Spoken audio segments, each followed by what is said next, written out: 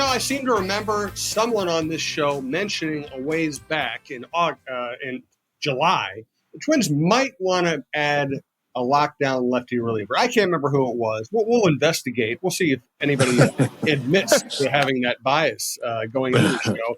Hey, this is Chin Music. This is our baseball show at TalkNorth.com, our Twins baseball show at TalkNorth.com. We're coming to you from the Aquarius Home Services studio. Today's lineup: Roy Smalley, former Twins star, current Twins broadcaster; LaVelle, Neal, Star Tribune columnist, former Twins beat writer. I'm Jim Souhan, Star Tribune columnist, former Twins beat writer. Been doing the show for a long time, and we have a blast doing it. Thanks for joining us. We want to thank Aquarius, Minnesota Masonic Charities, True Vision Institute, and your boat club. So let's get to it here, guys. Oh, also, as I always say, if you like the show, please subscribe to your favorite podcast app. It's free. It's easy. It's the easiest way to listen, and we do appreciate it. So let's start here. Roy, I was kidding about remembering. You mentioned in July that if they're going to add anything, it should probably be a lockdown lefty reliever. We have seen recently why that was a good idea.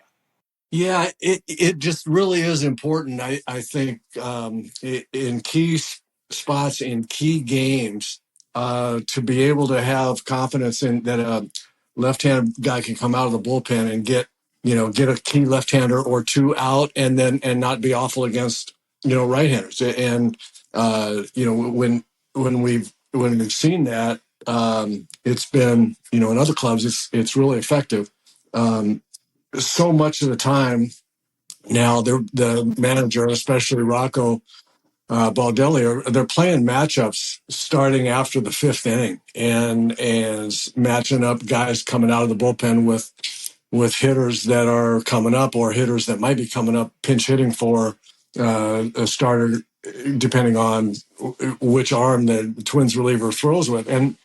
And so it just happens, as I said, in key games and key spots that you need to lock this inning down. And there's a key left-hander or two. This is an inning that you really need a zero on the board from a left-hander, and the Twins really haven't had that this year virtually at all. And they've been, they've given up some the left-handers that they have not pitched that well and given up home runs and RBIs in key spots. And so it's part of the bigger, it's part of the bigger issue about a slight concern about the bullpen. Joan Duran is not really. I mean, you would think he'd be locked down closer stuff. It hasn't really been that way. He can be, he can be gotten to. We've seen that, and getting to him. I just think that there are times when you need a left-hander and to lock it down, and just haven't seen that. True, LaVelle. What should they have done at the trade deadline? Was there a good option out there to add a good lefty? I can't, off the top of my head, I can't remember if there was a talented lefty out there that could have helped the Twins' cause here. So I don't know, not privy to what type of conversations that Derek Falvey had, but I think what Roy has thrown out there is absolutely true. That these guys are good against left-handed hitters, but you've got to be just halfway decent, against right-handed hitters. And Okert, right-handers are hitting 317 off Stephen Okert with a 995 OPS. That's not doing very well against those guys. Field bar 290, 875 OPS. It's a little bit better, but still. And I don't know how much of a loss is Cody Funderburk because he just came on the scene last year. He's probably still developing as a lefty reliever, but it seemed like the Twins were being proactive when they traded for Okert. It made sense to give him a third lefty, but my goodness, he comes into games now, and you just have this impending feeling of doom that something bad's going to happen. And when you have that, that's just not a good thing for a team in the middle of a pennant race. So I'm not sure how much Falvey and Levine and those guys dug deep into trying to add a lefty, but when you look at it now with about 35 games to go, they sure in the hell need one. And it feels like, they ended up adding a right-handed reliever. Their only deadline move was adding a right-handed reliever who was good against lefties. It almost felt like that was their fallback position, that they were trying to get a good lefty, and they found the price too high. Yeah, that's possible. I mean, that was a lot of things. I mean, the Twins were looking for all kinds of help, and people were asking for, I guess, Andrew Morris, who's a hot prospect at AAA now, and a couple of guys they didn't want to move on. So there's that old phrase that says it's better to not make a trade than to make a bad trade, and I guess the Twins didn't want to risk making a bad trade, but you do get in these situations, man. You want to give it a little push, and the Twins did not give their roster a push down the stretch. They had a reliever in Trevor Richards who's a question mark, and that's a little disappointing. I really think they thought that Thielbar and Okert were going to be okay as the left-handers. I think they truly believed that, and it just hasn't. And what I said about getting a left-handed reliever, I mean, that was my wish list. Before the trade deadline. But as I've said numerous times, it's hard to make a trade. And I agree with LaVelle. I mean, sometimes you have to say, this is, we're not going to bust things up. We're not going to bust up this year or next 2 or 3 or longer because of good prospects we have. And we don't want to trade them to, just for this year when we think we've got, a couple of guys that are going to do it. And that just hasn't worked out real well. I mean, it's not the wrong decision. I think they truly believe that the guys they had were going to be okay enough, and it just hasn't been quite that way. How about these monthly splits for Caleb Thielbar? April, March, 7.5 ERA. May, 2.7 ERA. June, 11.8 ERA. July, 2.7 ERA. August, 6.48 ERA. So it feels like every time he's started to regain their trust, then he's gone backwards. And, if he were having the season we expected out of him, that would have solved a lot of problems, but he's not. What do you see, LaVelle? Well, based on those numbers, September is just 7 days away. Exactly. So he's going to be in a mode here where I hope he can finish strong. But, the margin for error for him has shrunk. He comes in at times and is effective and can get lefties and righties out. And there are other times he's giving up loud contact, leaving pitches over the middle of the plate. He can still spin it up there pretty good. But I think at this stage of his career, his control's got to be, his command's got to be a little more finite there. And we're not seeing that at times. And it ends up not looking good. And once again, I think that's why the Twins tried to add a third reliever, a third lefty in Okert, but that hasn't worked out. So, they're going to just ride this out as well as they can. I think Funderburk is slowly on the comeback trail from his latest injury. So he'll probably be plugged in sometime in September. But they're going to have to revisit this during the offseason as far as how that left-handed relief role looks in that bullpen because – it's an increasingly important role, especially because when you come in, you have face these 3 hitters. That means you're inevitably you're going to face right-handed hitters. You can't. There's no such thing as a loogie anymore. So you got to find a guy who could be effective against both sides of the plate, both hitters on each side of the plate. Yeah, LaVelle, you hit that nail right on the head with Thielbar. The command of his 2 breaking balls that he has that have been excellent for several years here. Just has not been anywhere close to what it's been in the past. He has been able in the past to come in and throw the harder, tighter breaking ball right to the outside corner against lefties, or backdoor against righties. And then he throws that big slow one in good spots. That has really his breaking ball command, which are his 2 best pitches, has really faltered a bit. And what happens, if you hang those breaking balls, they're going to get hit. But the corollary to that is, and I don't know what it is. I mean, guys can go up and say, and be surprised by the fastball. He's got a surprise. Your fastball is to have really good command and strike fear in the hearts. Your real concern in the minds maybe of hitters that you're going to get one or both of the other ones, and then the fastball surprises them. When you're not throwing those with command, I don't know why it happens, but all of a sudden guys get less concerned about the about the breaking balls, and they're able to be on fastball a little bit more. And so the combination of hanging some breaking balls and then throwing some fastballs in the middle when guys were not as concerned with the breaking ball and they were on the fastball has been kind of the issue. It's unfortunate too because Thielbar is a heck of a story. Just because he left the majors after 2015 and then came back, I believe, in time for the 2020 season. So, like the prime of his career, he was not in the majors, but he's come back and has been largely successful. He's gone to driveline.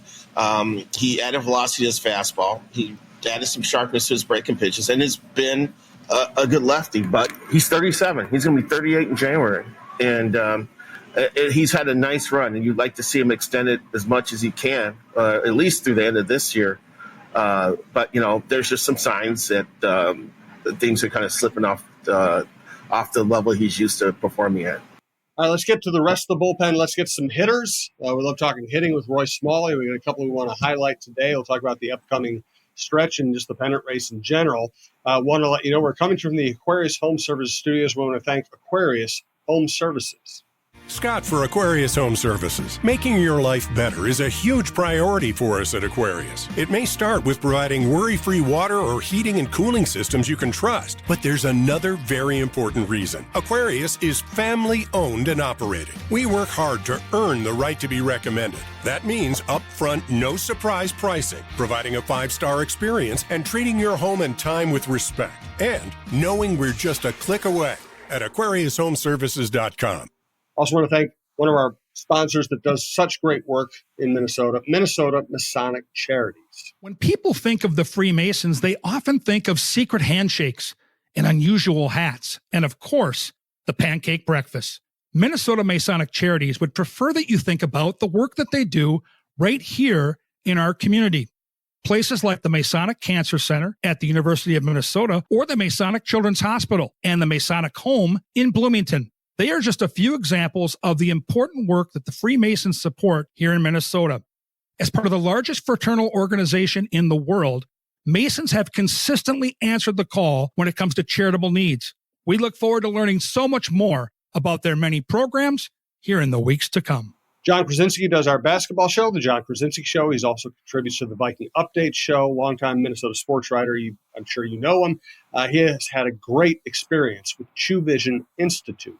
Yeah, I'm a brand new man, Jim, this week. If for listeners of The John Krasinski Show, over the last month or more, I've been telling you all about True Vision Institute in Bloomington. And we've been talking a lot about the help that they gave me in the consultation to figure out how to correct my vision once and for all, and all the process of going through it. Well, finally, last week, I was able to go in and have LASIK surgery at True Vision. And, I've talked to people who have had it before, and they all say how much it changes their lives. I'm like, all right, come on. Can it really be that good?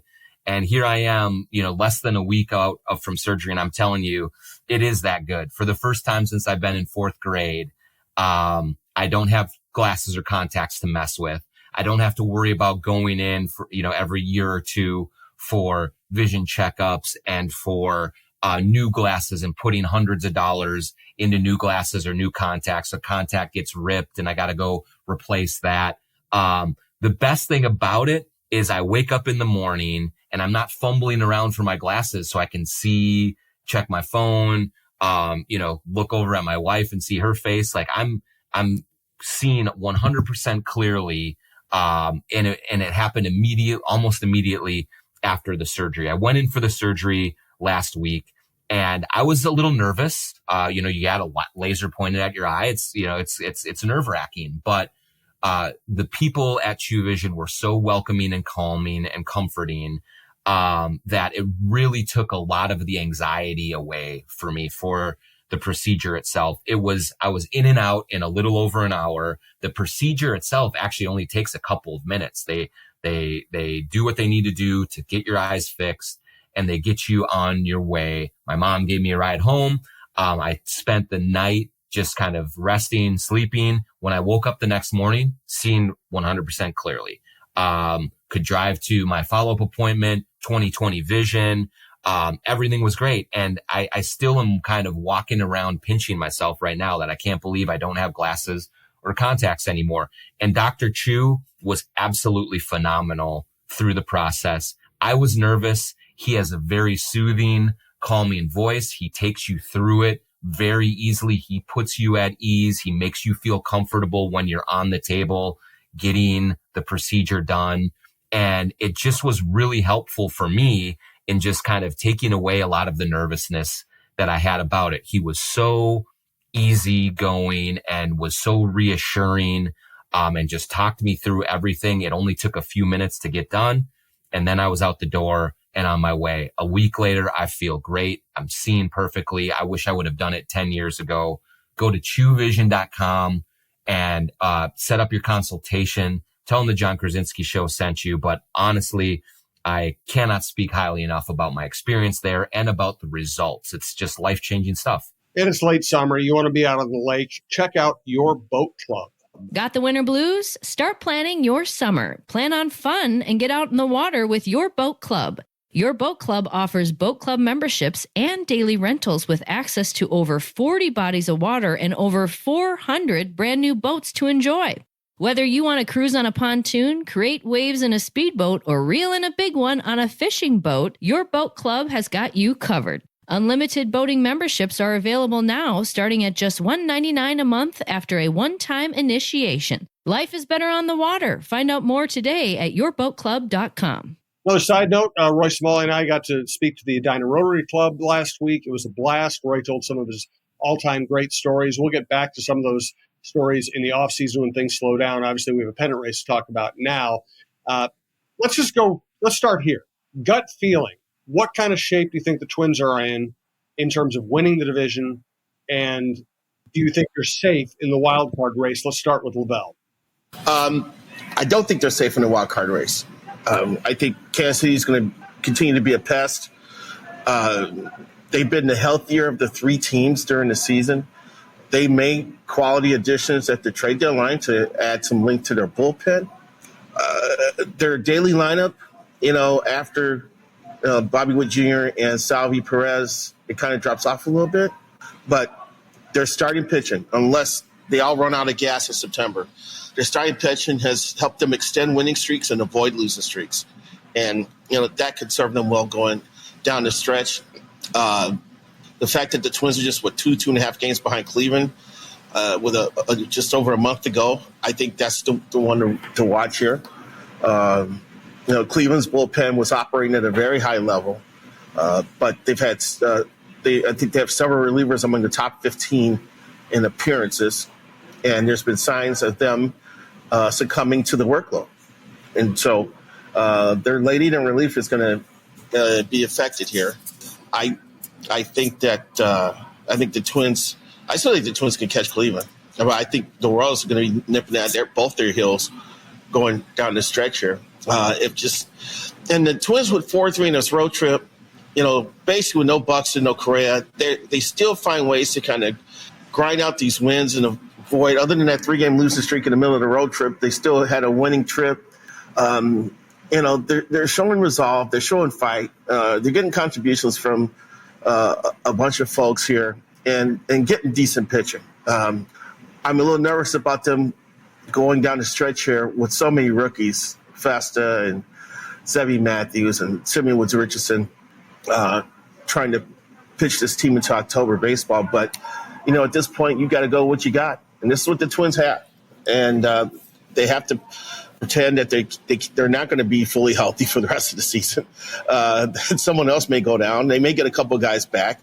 But if they continue to play, mistake-free baseball and advantageous baseball, they can catch Cleveland, I think. Yeah, I think that they're going to be in the postseason. I'd love to see them win the division. I agree. I think they've got an excellent chance to win the division. My concern, as we started the show, my concern is the bullpen, and for this reason.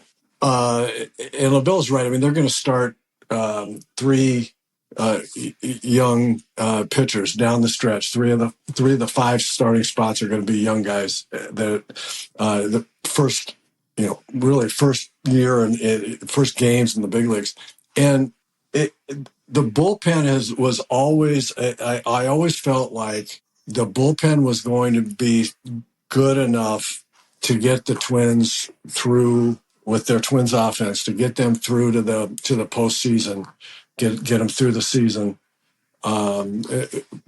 Because the starters, we weren't sure about the starters, but I thought they were going to be plenty good enough for the quality of the bullpen to take over. Now I still feel that way, only it's a little bit more exacerbated. The issue is a little bit more exacerbated because you basically have three young guys that they're pitching 5 innings, and then time for the bullpen to take over, and the bullpen has shown some vulnerability. We talked about the left side, but the left-handed reliever situation is not the only question mark in the Twins bullpen now, and so it's exacerbated by the fact that they've lost, I don't know, an inning, a third of an inning. I mean, they're not getting pitchers into the 6th inning, and it's true that we're seeing a lot of bullpens get really overworked. Cleveland's a great example, and LaVelle. Down the stretch, the Twins could be in the same predicament, right? Because they've got two guys in Ober and Lopez that are going to give them 6 innings. You're going to give them a quality start. I mean, I'd bet on them down the stretch to have a bunch of quality starts each, which is great. The other 3 kids, Rocco is showing absolutely no intent at all of these guys going to start in the 6th inning. And so I think it's back to the bullpen and the offense. And, if the offense has to keep guys healthy, get guys healthy and keep them there, and the bullpen has to really come through. And so that's the big question mark. I think they're going to do it. I think they're going to get into the postseason, but if they don't, it's going to be pretty clear why. Yeah. Speaking of health, a little concerned about Carlos Correa right now, because a week ago today, I just had a conversation with a Twins official who had told me that they were actually kicking around scenarios in which they had sent Correa down to Indianapolis to join the Saints to work out that weekend and possibly get in line to play in the Padres series. But they thought against it, thinking that he should just continue to work out and then hopefully go to St. Paul this week and play a few games and be maybe available this weekend. But here we are at the weekend. He has not started playing yet. So because Correa and Bucks getting back in the lineup will be huge, as Roy pointed out, because of the Twins have a top 5 offense where everybody's healthy. And that would definitely help out their pitching staff. But the thing I was told about Correa, too, was that it was down to just one small part of his heel that was sore when he would run forward. When he would put on cleats and run forward. And it was improving like a week ago at this time. So I don't know what's happened, because I texted someone a couple of days ago and said, what's the Correa update? And the reply was, there is no Correa update. So I'm trying to figure out what's going on with that going forward. But another thing, too, about what's this last few weeks is going to bring us, Cleveland and Kansas City have 7 games left between each other. So those are going to be opportunities for the Twins to take advantage of teams beating up on each other. And the Royals, even though I think they're going to be a pest, but they have to play the Yankees, Phillies, Guardians, Astros, and Braves before the season's over. So they've got a gauntlet they have to go through. Cleveland doesn't have that bad of a gauntlet. They got the Dodgers, and they got the Twins, Royals, Astros, I believe Tampa Bay. But it's going to be fascinating to see how this plays out. Who can get healthier? Who can get healthy the fastest? Who can get their pitching in line? And who can catch opponents at the right time? I know LaVelle wanted to talk about Miranda and Larnach as hitters who really went off into the wilderness, looked kind of lost, and now are producing. Miranda's having a remarkable year. Larnach is hanging in there and being productive against this kind of a left-handed platoon hitter. Roy, what have you seen from those two guys? Very clear to me what's up with Miranda. He came up to the big leagues after having kind of destroyed minor league pitching. He came to the big leagues, and I marveled at this young player's ability to have a plan to stay in the middle of the field, to hit from all over the ballpark. From he could hit it down the left field line, but his game was left center to right center, and even down the right field line. He let the ball travel a lot. He was good on breaking balls, especially breaking ball strikes, because of that approach. And I thought, man, this kid is going to go places quickly. And the only issue that he had his first year is that he would chase high fastballs and get himself in bad counts early, make it a bat tough on him. But for the most part, he was very disciplined about getting the ball in the middle of the zone somewhere and hitting it hard somewhere on the field.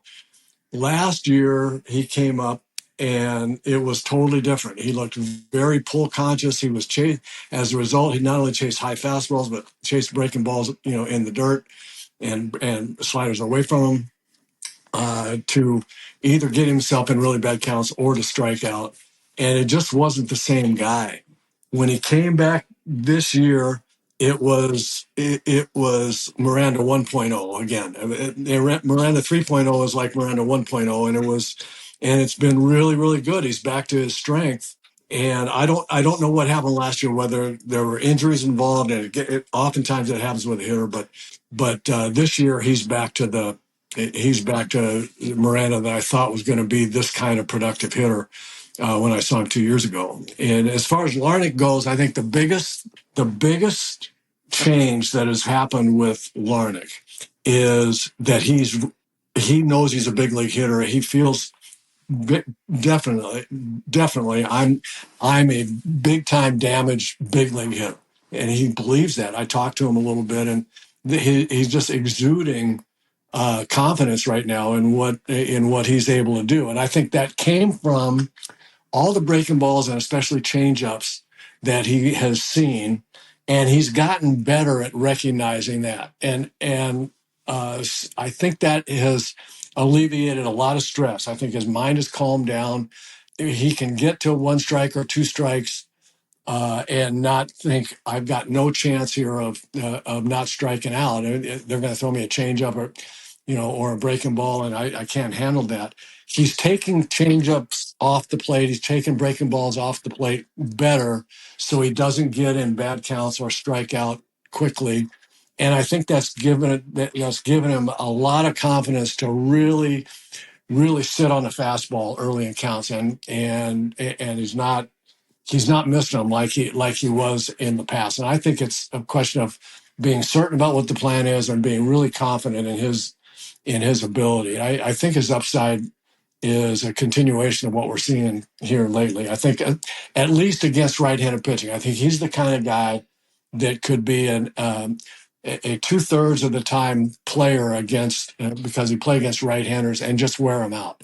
I think he could get to the point where he'll absolutely wear out right-handed pitching. And so if that's the best it gets, that's going to be pretty good. Then Twins will be compelled to get somebody to play, a right-hander to play against left-handers. But it could be that over time he gets to the point where he's handling left-handers.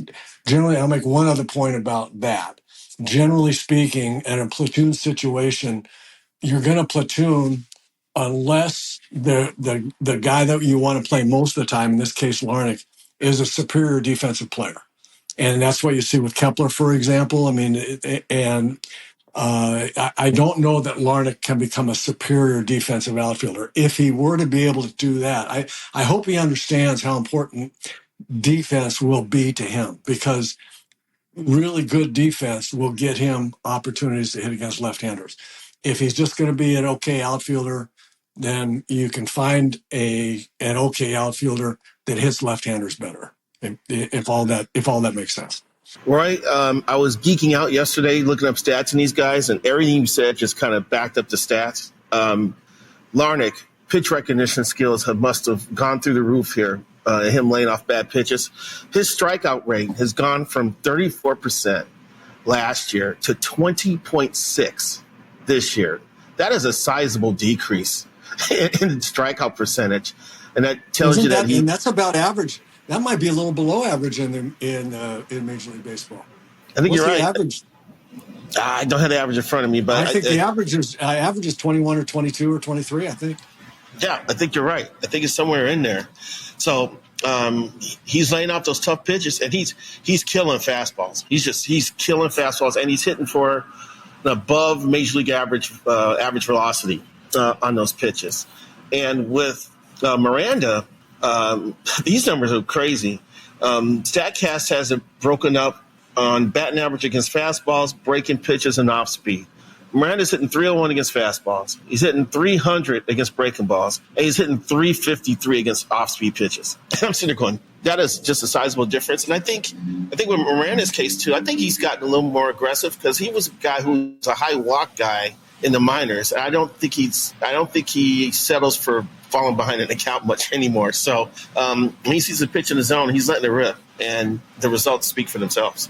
I have some other things I want to talk about in terms of the bullpen. I think I'll save them for next week. For this week, remember, as painful as it is for Minnesota sports fans to watch their team lose any game that feels like a meaningful game, other teams lose too. And try to enjoy this. This is the Twins playing in a pennant race against admirable competition on their way to 90-plus victories with a pretty likable group of guys. I would just urge people, try to enjoy this because this should be fun for you. Final thought from LaVelle. Final thought from Roy. LaVelle, shoot first.